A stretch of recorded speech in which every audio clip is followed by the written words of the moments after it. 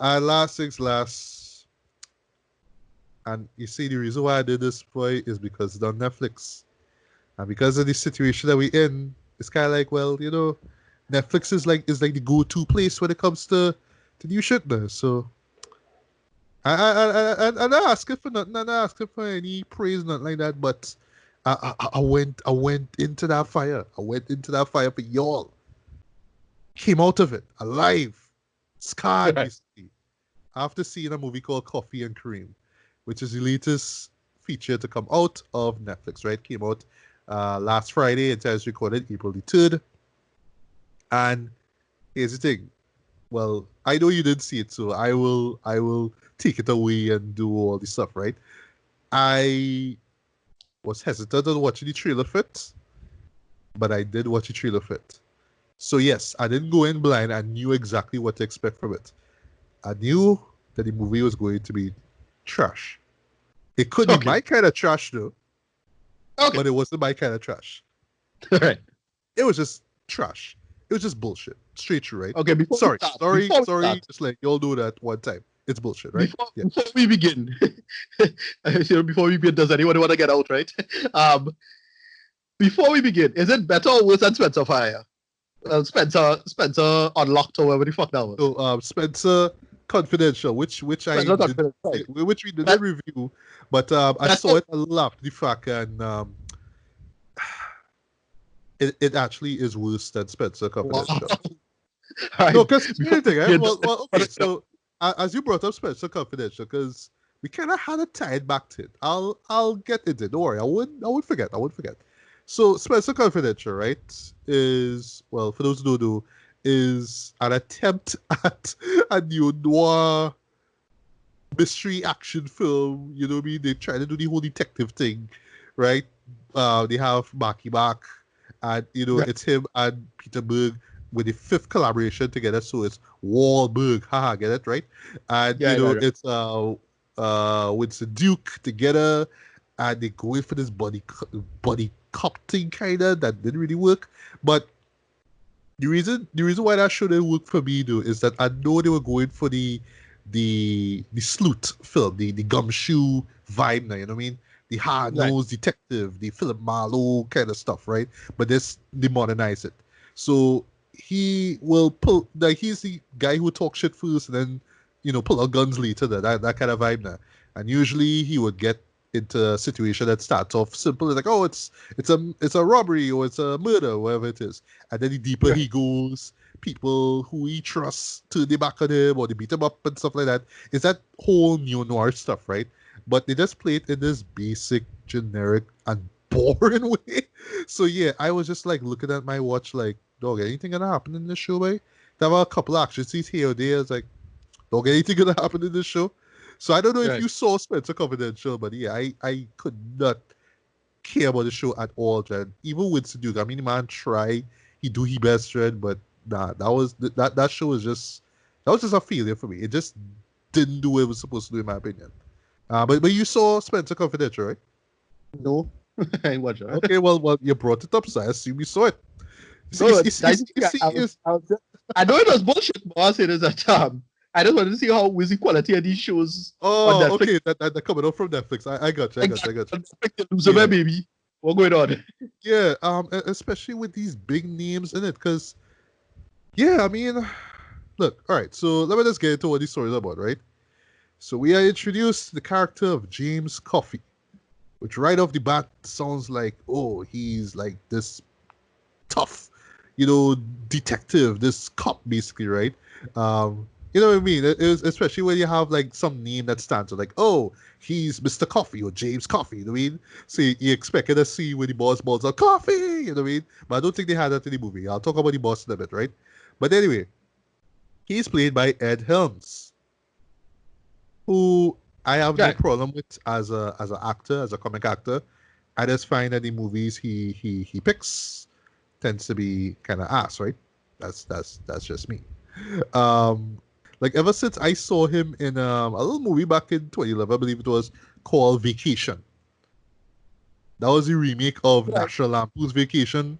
That show. Yeah. Yeah, that one I was like, all right, Yeah, this thing's not looking right for Mr. Helms, right? But anyway, Yeah. so he's a white police officer, right, in Detroit.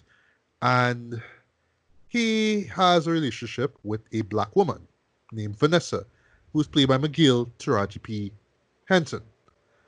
And the show will periodically stop to have Mr. Coffee explain that, yeah, I'm in a relationship with a black woman, so why do you call me racist?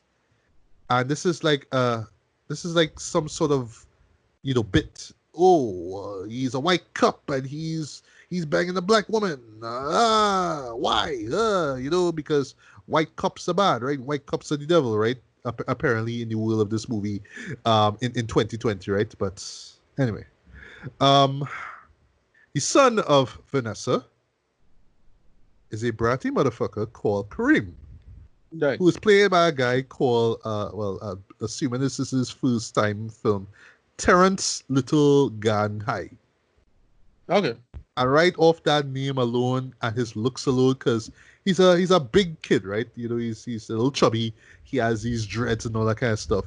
Like, I could honestly see him in like the next 4 or 5 years being a rapper, And Right. this is not me labeling the guy or stereotyping the guy or whatnot, but his mannerisms, the way how he presents himself in the film, which I'll get into, he could be a rapper. Like I was watching him, he was reminding me of like a young Nolan Ninja who's a Detroit MC, Right. and he has this, he has the dreads, and he's big and all that kind of stuff, and he has this aggressiveness with his rapping there. But I was watching like, yeah, he could be a little Nolan Ninja, that kind of vibe there. But anyway, and they established early on that Kareem just hates the fact that that his mom is dated a white man, but he didn't know who it was at first. Till like one day he comes home and he opens the bedroom door, and he ends up spying on his mom, pretty much having sex with with Coffee, right? It's like, oh shit, it's a white man, right? Blah blah blah. But he didn't know. He's only later he learned he's a cop, right? So through some circumstances, though, Coffee has to pretty much babysit Kareem. Well, essentially, it's Vanessa's way of saying, okay, y'all just need Right. to spend time with each other, learn about each other, right? And all right, so about Kareem, right? And this is to be like the big sell of the movie, right? But this instantly would turn people off. This will turn people off instantly, I should say. Um, this guy curses like a sailor dread, Right. Right. like Right. real cursing, right? And at first I was like, okay, this is progressive and stuff like that, because normally when it comes to child actors, because this dude is like what, 12 years old, right? He could be a little older or whatever. He's 12, right, in this movie.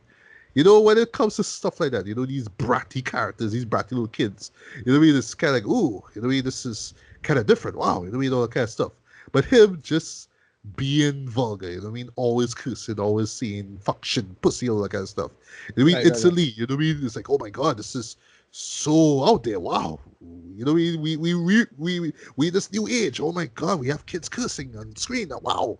But to me, it just came off as just this half-hearted attempt to just get a rise out of people. Like, oh my, like you want people to talk about it. You want to spark a little tiny little controversy, but you don't want to do too much of it because of the nature of the show itself. There, but the sell, let's be honest here, is the mouth on that kid, right? But Right. for Right. Right. me, he just annoyed the shit out of me. Way he just annoyed me. Like, all right, you being bratty because you're lashing out at your parents or whatnot, I understand, right? But your his lashing out is, oh, my mom is dating a white man and he's a cop, and I don't trust cops because cops be locking people up, man, and all that kind of stuff, right? I even have a scene where he gives the impression because Coffee comes to pick him up right outside the school there. So he tried to get him inside the car there. And he talked about who you don't have to go in the back. The back is for criminals, right? It's like, I ain't going in no police car, man. I'm gonna get me a lawyer, man. Let me get the number to Johnny Cochran, man. And it's only when they go inside that's when Coffee had to tell me, no, Cochran has been dead for like a few years, right? That's just how dated these jokes are. Even though they kind of spit it and say, oh, he's actually dead, right? still, jokes like that would have sound good like back in the 2000s. Like a scene like that would have worked in the 2000s, right? And this is another big flaw in the movie, how dated the scenario and some of these jokes are, right? But what the whole show is about really is that Kareem, the son of a bitch that he is, actually leaves uh Coffee's care basically, and he ends up going into this like pool hall basically, right? And I have this criminal that Coffee had arrested, and through some circumstances, the guy ended up like escaping out of the police car like about some minutes later, and that Right. kind of pretty much make him the butt of the pretty much make him the joke of the police department. I'll talk about the police department a bit. So essentially, that guy, that criminal, right, who is black, of course, right, and a drug dealer, of course, right. He goes to this pool hall. He's interrogating this Asian cop. They even do this painfully obvious Reservoir Dogs reference where the cop is tied up and he has his ear cut out, and they had to explain, oh, why you cut his ear, why you didn't cut his tongue, blah blah blah, and all that kind of stuff. It's like, oh gosh, like I get the reference. It's not necessary at all, painfully unnecessary, right? Of course, he have two goons with him. One of the goons trigger happy. He fires shots, shooting cop. You learned early on that the cop was crooked because he was involved in some drug running stuff that going on in the neighborhood basically. And of course, Mr. Kareem was recording this thing off of his phone. Well, okay, so slight spoiler, right? The guy has his own YouTube channel, right? So he was recording himself on the phone, talking about, "Yo, I'm in the middle of this hideout, man. You know, if you want to subscribe, hit that like button, blah blah blah blah blah." But the fucker forgets to stop recording, right? So he puts the phone in his shirt pocket. So while he's there, basically talking to the guy, right, to the villain. Oh, I forgot to mention too. He has some money in his backpack. Essentially, he's paying the guy to pretty much bump off Coffee because he hates the fact Right. that he's white and he's a cop and he did him up. That's the level of that's his level of intellect, right? That he's gonna pay a drug dealer to pretty much kill this guy, right? Anyway, Okay. so when the shots fire off, though, he forgets that, oh shit, I was recording all this, right? So they have evidence of the conversation and the shootout, right? And wait for it. So I'm spoiling some scenes here, just a few scenes, right? So while all this is going on, he hears shots, right? Of course, Coffee hears this. He runs inside. It's like, oh shit, you're the guy who's trying to arrest, blah blah blah. All right, Kareem, you need to get out of here. Kareem, of course, being ignorant, is like, get the fuck off me, man, blah blah blah, right? Eventually, they do run out, and then the phone actually falls out from his pocket onto the ground. And when I saw that, Jared, I smacked myself over the head. Let me tell you why. Because that would have been like a great moment to say, oh, I have evidence against these guys, and it's just a matter of these guys hunting down this kid because, oh, he has evidence to prove that he shot a cop, right? That they killed a cop. But Right. when you with the phone accidentally dropping down, you just cancel all that one time. So it's now like, oh, I have your phone, but I'm still gonna hunt you down because you were there and you were witness to this. But it would have been even more impactful if you had the phone on you, but it just fell. Which leads me to the police department, right? So of course, like I say before, with the guy escaping and all that, he's the butt of the jokes of everybody in the department, right? So we have two characters in the zero. They have the chief, right? Who's played by none other than, wait for it, David Allen Greer. Okay. I That saw I can do. he, but I was like, wow. Like that was as bad as Tommy Davidson being in, I think it was the fourth or fifth Sharknado movie, Jet. Right. Yeah. Where clearly you just pull a guy from retirement just to be in your film. It's just so painfully obvious for you. And he's Yeah. just the generic cop, you talking all that kind of stuff. That's what he is.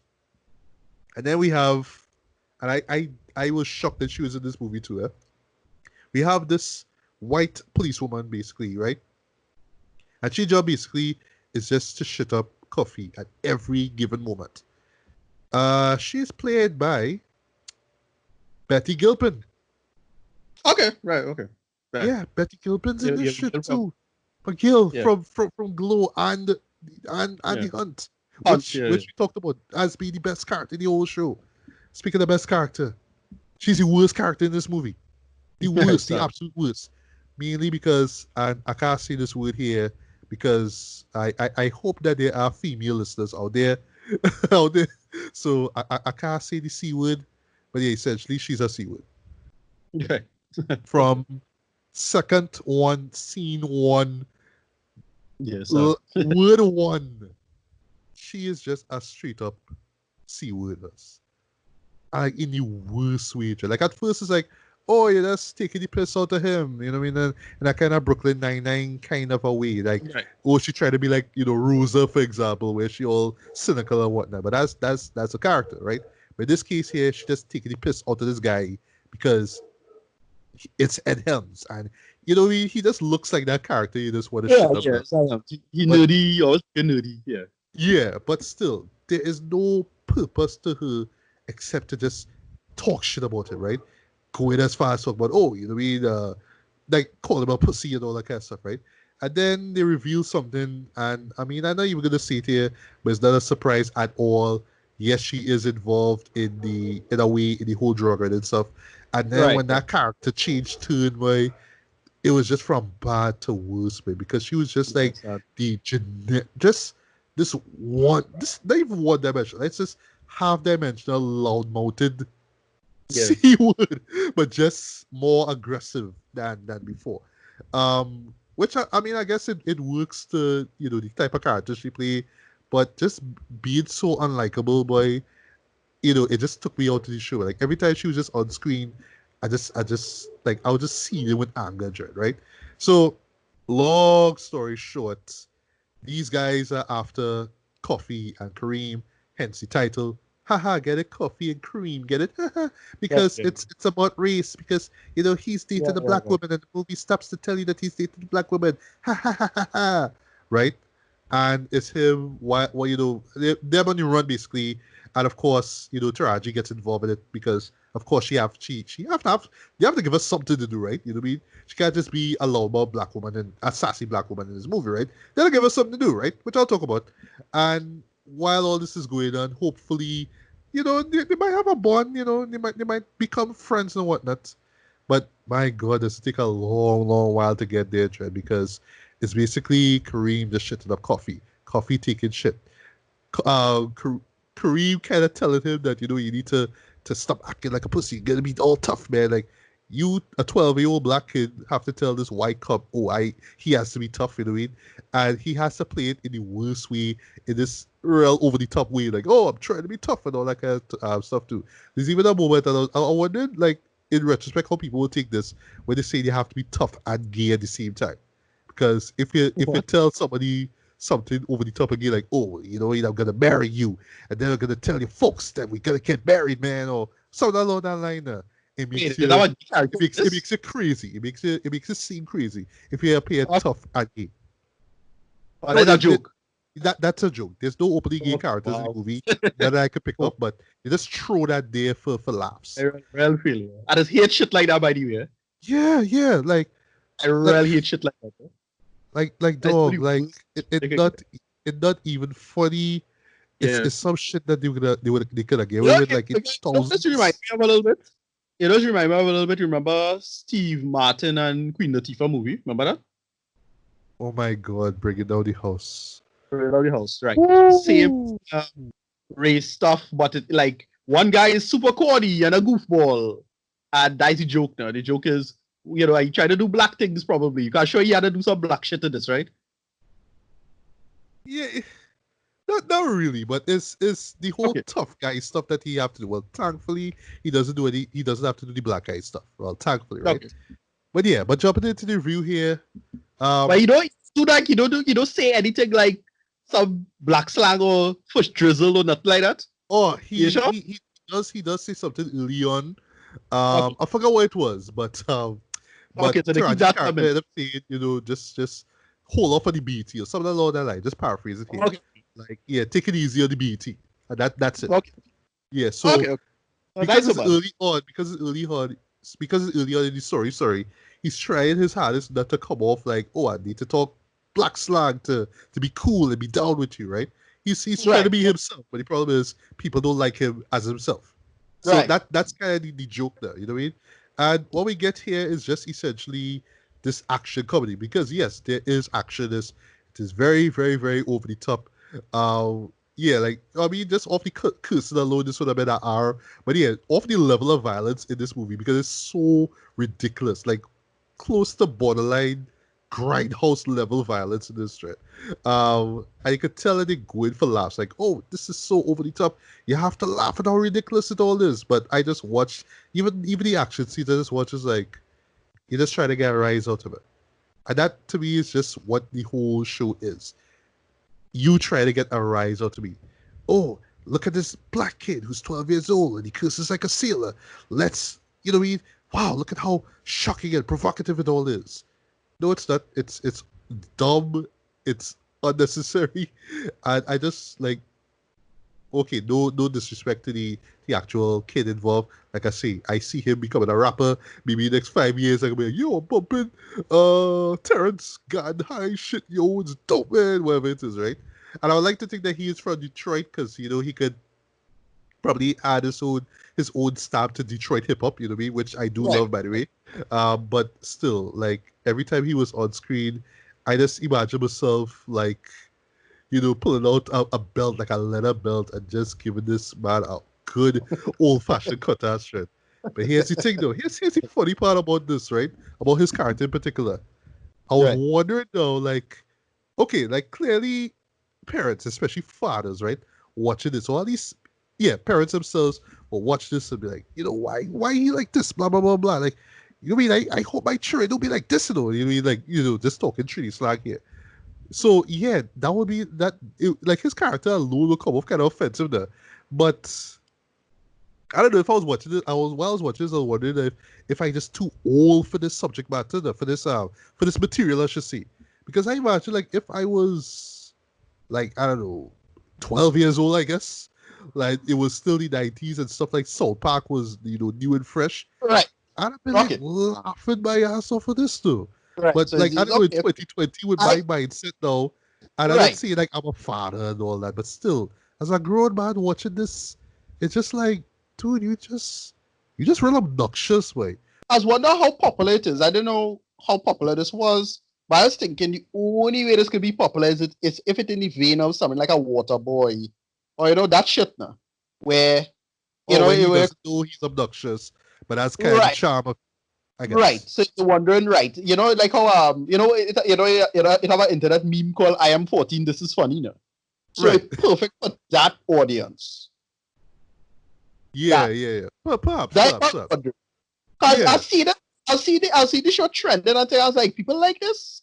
It for families. What going on? But I watch it Well, myself to see is this ain't for families. This ain't okay. a family friendly movie at all. This is a All right. hard R. Like they, Right. Okay. if I had to give this show credit, boy, they went out their way to earn a R rated for this way. Because like I Okay. say, if it's not the quote unquote graphic language, it's the violence. It is so over the top, so gratuitous, right? That you just have to marvel at it. Right? It's like some straight up grindhouse worship that they do here. Not Right. too much, right? But when they do have action, it's really really over the top, in a ridiculous fashion, I should say. But in a better movie, it would have worked. In a more self-aware movie, it would have worked. But this isn't going for self-aware. It's like this is the world we're in. This clearly was, you know, our take on the 2000s, but this is the 2020 context. So yes, the whole idea of a white man with a black woman is still taboo or something like that. Like we Right. still in Spike Lee Jungle Fever 91 territory or something. But Right. Right. and the movie just stops. Every time he has to bring it up, the movie just stops. Just for him to say, hey, I'm not racist, I'm dating a black woman. Like, what about you makes you racist? Right. What, you arrested a black drug dealer? That doesn't make you racist. Yeah. And Stupid. escaping makes you a joke. Well, and Right. even that in itself too was just like, oh, he was in the back and somehow he escaped. All of a sudden, he's the laughing stock of like Detroit. Really? Okay. But once again, because it's Ed Helms, he had to play that oh, I'm just the lovable buffoon, and oh, I make mistakes, you know what I mean? But still, it just didn't work at all because now you want me to take him seriously, like later on in the scenes, you know, involving him and when, you know, him having to stop the bad guys, all that kind of stuff. Uh, from a technical perspective, I mean, cinematography is okay, right? But editing is just, you know, here or there for me. Like I don't Right. even want to praise the show for the edit for cinematography because that's a given, right? There is one scene trend, and I watched this, sir. This is early on, and my jaw dropped. I was like, how in a movie slated for Netflix, right, with a budget as high as it probably was, they allowed this to slide, right? So there's a scene early on where Vanessa, right, Taraji's character is talking to this woman, right, and once again it's about coffee and you know you dealing with a you're hanging out with a white man, blah blah blah, right? There's a scene right where the woman, and this is outside of a hospital, right? She has a flask. She has a flask right in her hand. In one hand, and the other hand she has a cigarette, right? She lifts her hand towards the cigarette. The next scene, which is like a from a reverse shot, right, is basically her sipping from the flask. Okay. My jaw dropped when I see that shit. Yeah, that's rough. From a cigarette to a flask, bro. Yeah. And that's, I mean, and that's Bruh, bad as Tyler bruh, Perry. bruh, bruh, bruh, bruh, bruh, bruh, bruh, what? What? Yeah. What? I mean, and not as bad as the Tyler Perry wig thing, but it's still pretty bad. True, true, true. Yeah. But in 2020, man, come on. Yeah, boy. God, boy. You're not What? okay? Yeah, Yeah. for me to notice that, there Yeah. really wasn't a lot for me to latch on to with this show. And that's That's just a big. what this side of things. I really could not connect with the show. I could not care for anything in the show. I couldn't care for the characters in the show. I felt that Ed Helms was just downright goofy. I mean, he not goofy looking as is, but he was just painfully not miscast. Because I guess for what they're going for, it works. But as a character, it was just one dimensional. He was just trying to be, oh, well, why are you guys laughing at me? I'm really, you should take me seriously. But then when they take him seriously, he does dumb stuff, right? That's his character. Kareem, like I say, is just a annoying brat. And like every time I saw him, I just wanted to just beat the ever loving crap out of him. I just hated this guy so Give me a much. rating. Give me a rating. Before we get to it, I'll end things off with acting, right? I'll end things off with that. Can't tell you the story shit. You don't need to know any further, right? But the MVP of this movie, Jed. Okay, so you have good MVP, bad MVP. The person who kind of comes through and does her best though is Taraji. I would say that she came through. She knew what she had to do. You could tell it was like a kind of one-dimensional version of her character from Empire. You know, that tough, take no nonsense. You know, black woman basically. And she does have a nice little action scene where she fights off some guys. I thought that worked, right? But the flip side though, the bad MVP had to be Betty Gilpin. And I say this with heaviness in my heart, boy, because you know she's great she's great in Glow. She was great in the Hunt, and they just make her play this C-word character that was just like in 2020, why do we still have characters like this, Red? Why do we have female characters like this, Red? I can't see anybody like her character at all, Red. I just hated it, just period, right? So in a nutshell, yes, hated the show. I hated it a lot. Like I went in not like I went to with expectations like at my tippy toes, basically, right? But I thought at least despite the whole gimmick of you know potty mounted 12-year-old black kid and you know goofy white cop, at least the show would surprise me. At least when I get some genuine laughs and stuff like that. I just probably say a couple of times and that was it. Other than that, it was just me looking at the time, seeing how long the movie had again, looking at my watch. Sorry, not my watch. Sorry, looking at my phone, seeing who messaged me on WhatsApp, and yeah, boy, this was just an absolute waste of my time. This was an absolute waste of 90 minutes. So rating wise, I was gonna give this a 2 out of 5, boy, but the more I think about this, I had to give this a 1, boy. Of course, it's yeah, and you know more people are gonna check this out. You know, for the next few weeks or so. I have a feeling so. And I actually checked it out on the night of its premiere actually just to see how it was there. The way that it was an absolute train wreck. Dread. It felt way too detailed. Like I say, if this thing came out in the 2000s when I was still in my teens, I probably would have thought it was like the funniest show ever. But it's not. It just felt way too dated. The premise itself, nothing new. The characters, unlikable. Story, bland. Violence, over the top for no reason. And yeah, boy, just not more I can take out of this. Last things last, though, you know when a show is bad, right? When, in my case, I was reminded of a little movie back in the early 90s I actually saw in theaters, and I regret it to this day, called Cop and a Half. Yeah, right. I remember Remember that? Burt Reynolds, Yeah. cop, white cop. He had this annoying black kid. It was the kid was little Nicky from Freshman. Was the little kid? Who's the actor? I can't remember, for the life of me. I can't remember who the kid's name is. But while I was watching the show, I just remembered Cop and a Half. I barely remember that show, but that title came up trend. And yeah, that movie was bad, but this one by may top it as being worse trend. Just mainly off of them trying to get a rise out of it. So I really wouldn't recommend this to anyone unless I don't know you're a teen and you just take the idea of a black kid from Detroit, cursing out everyone around him is funny. Then go see it, have fun, you'll enjoy it. But to everybody else, skip this shit. It have other stuff out there, like it have Tiger King. If you haven't checked it out, this is a new episode of Tiger King we're supposed to get this week. Like, wait for that shit. Like, I've been here. They actually put out a new episode. I assume it's the epilogue, kind of Tiger King. Like, look out for that shit. But don't even bother with coffee and cream shit. This is a waste of time. Okay.